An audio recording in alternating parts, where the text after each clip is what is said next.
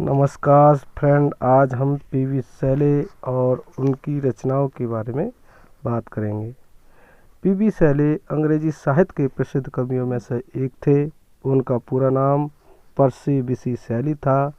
इनका जन्म सेसेक्स के समीप फील्ड प्लेस में 4 अगस्त 1792 ईस्वी में इंग्लैंड में हुआ था। वह अपने पिता के सबसे बड़े बेटे थे। उनके पिता एक अमीर जागीरदार थे। उनकी माता बहुत ही नम्र स्वभाव की महिला थीं, जिनके द्वारा बचपन में उन्हें असीम प्यार मिला, लेकिन उनके पिता एक घमंडी स्वभाव के व्यक्ति थे। शैली की प्रारंभिक शिक्षा उसे अपने घर पर ही दी गई। जब वह 10 वर्ष के हुए थे तो उन्हें ब्रेंटफोर्ड के सियान हाउस के स्कूल में दाखिला कराया गया। वह एक चतुर बालक थे और अपने पाठों को शीघ्र ही याद कर लेते थे। इसके बाद वह अपने अगले अध्ययन के लिए ईटन नामक प्रसिद्ध स्कूल में गए। वह एक शारीरिक सुंदर लड़का थे। वह कोमल, घबरा जाने वाला और अत्यधिक संवेदनशील भी थे। इसलिए विद्यालय के बुरे विद्यार्थी उसे बहुत तंग किया करते थे, लेकिन वह एक बहादुर लड़का था। वह अपने विद्यालय के अत्याचारों से घृणा करता था। वह अपने स्कूल में कोई मारने की सज़ा से भी बहुत घृणा करता था। उसने स्कूल के अन्य प्रकार के दंडों की भी आलोचना की। ऐसे स्कूल के अपने अनुभवों ने उसे ये विश्वास दिला दिया कि वह संसार अत्याचारों और अन्याय से भरा हुआ था। नैतिकता की भावनाएं उनके हृदय में पैदा होने लगी। ईटन स्कूल के अपने विद्यार्थी जीवन में वह रोम और ग्रीक साहित्य का भी अधिक अध्ययन करने वाला हो गया। वह ग्रीक साहित्य का विद्वान बन गया। उसने 1810 में ऑक्सफोर्ड विश्वविद्यालय के कॉलेज में प्रवेश लिया। उसने अपने द्वारा ग्रहण किए गए सभी विषयों का गहन अध्ययन किया। वह अब पूर्ण रूप से नास्तिक बन चुका था। उसने चर्च द्वारा प्रतिपादित धर्म की कटु आलोचना की। इसलिए विद्यालय अधिकारियों के साथ उसका मतभेद हो गया। इस कारण वह कॉलेज में निकाल दिया गया। यह सन 1811 की बात है। उसकी जवानी और साहित्य जीवन का प्रारंभ। इस घटना के बाद शैली घर वापस लौट आए, लेकिन उनके पिताजी उनसे नाराज़ थे। घर में प्रवेश नहीं करने दिया। शैली बहुत दुखी हुए और निराश हो गए। उसी वर्ष उसने स्कूल की एक लड़की, जिसका नाम हैरियट वेस्टब्रूक था, उससे शादी कर ली। उसने 2 बच्चों को जन्म दिया। उसमें एक लड़का था और एक लड़की थी।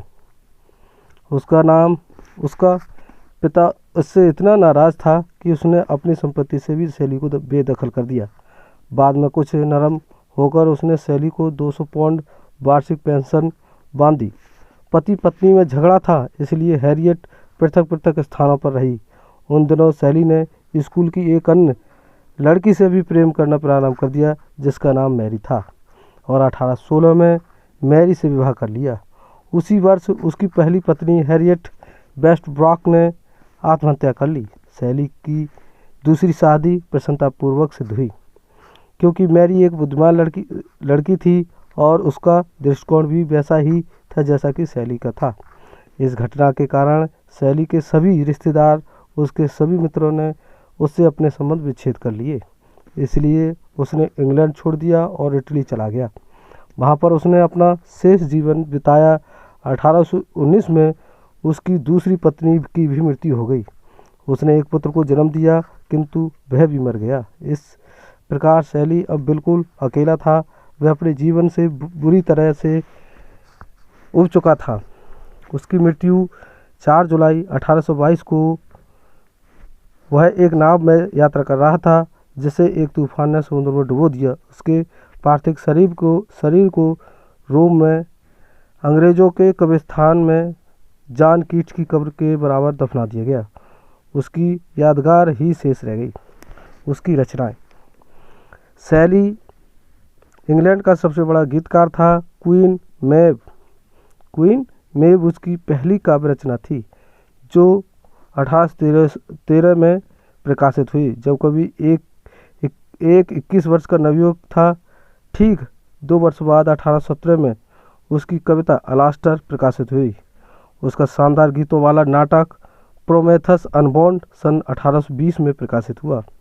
इनके अतिरिक्त शैले अपने शोक गीत एडोनेस के लिए भी विख्यात हैं।